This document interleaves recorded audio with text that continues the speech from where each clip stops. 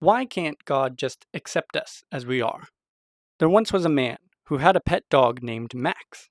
For reasons Max simply couldn't understand, his owner left a piece of sticky flypaper on the countertop before he left for work. Max knew that he shouldn't get up on the counter, but his curiosity and appetite for freedom wouldn't let him stay down.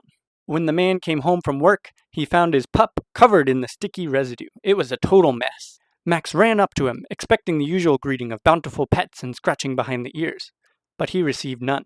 Then he followed the man to his room, hoping to lie down next to him on the bed as he read.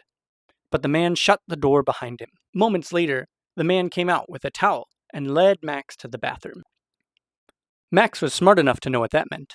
Towel plus bathroom equals somebody's getting a bath. But Max didn't like baths. As the man pleaded with him to get in the bathtub, Max began to curse his owner, saying, "Why can't you pet me as I am? Don't you love me? I thought you were supposed to be a good owner.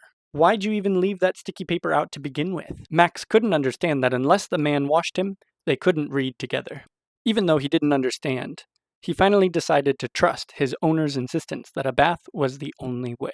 Afterwards, he felt refreshed in a way that he forgot was possible. He was so happy that he ran around the house, full of energy. And then he and his owner lay down together to read. In John 13:8, we read, "No," said Peter, "you shall never wash my feet."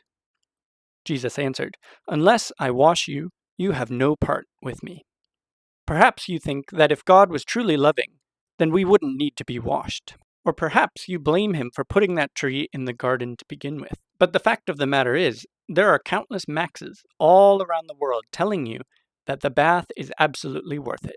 Don't let the philosophical quandary over the existence of flypaper deter you from taking the practical step of being made clean. There's all kinds of discussion we could have about, was the root cause really Max's decision? Or was it the man's negligence? Do dogs even have free will? Or was Max simply acting in accordance with his nature? Is it more loving for the owner to pet a sticky Max? Or is it more loving for him to insist that Max takes a bath? Maybe the owner thought he was dirty, but if Max himself didn't think so, how do we know who's right? The conundrums could go on and on. But if you're Max, there's a beautiful simplicity in saying, "I don't know all the answers, but I trust my owner." There's a beautiful simplicity in simply saying,